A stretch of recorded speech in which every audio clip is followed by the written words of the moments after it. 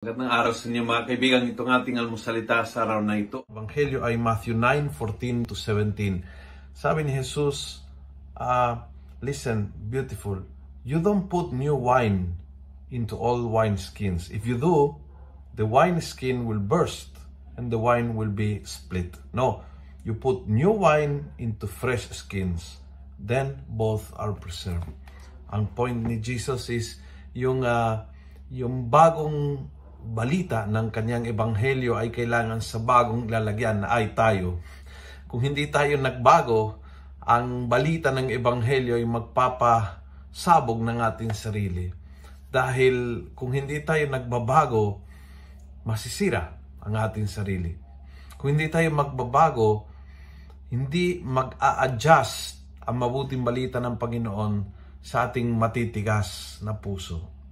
Kapag ang puso natin ay matigas pa rin sa pagpapatawad, kapag ang puso natin ay matitigas pa rin sa pagiging sakim, o kapag ang puso natin ay punong-puno ng jealousy, kung ang puso natin ay hindi nagbabago, tayo bilang sisidlang hindi magbabago, then ang lalagyan doon sa sisidlan niyan ay makakasira sa sisidlan tuloy. Masisira ang buhay natin kung hindi tayo nasa proseso ng pagbabago. Masisira ang buhay ng tao na feeling na siya ay finished product, na hindi niya kailangan magbago, na ang sarili ay maayos na. Masisira ang buhay ng tao na hinahanap ang blessing pero ayaw mag-adjust para maging worthy, para maging maayos tumanggap ng blessing. You see, ang Panginoon ay willing na punuin ang buhay natin ng kanyang blessing.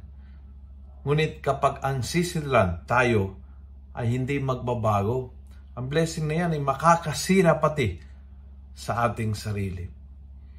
Kaya humingi tayo sa Panginoon ang biyaya ng pagbabago, ang biyaya ng magiging bago tayo, sapagkat kailangan po nating ang tunay at malalim na pagbabago. Sa ganon, bilang maayos na sisidlan, pupunuin ng Panginoon ng kanyang blessings ang buhay natin. Kung nagustuhan mo ang video ito, pass it on. Punuin natin ng good news ang social media. Gawin natin viral araw-araw ang salita ng Diyos. God bless.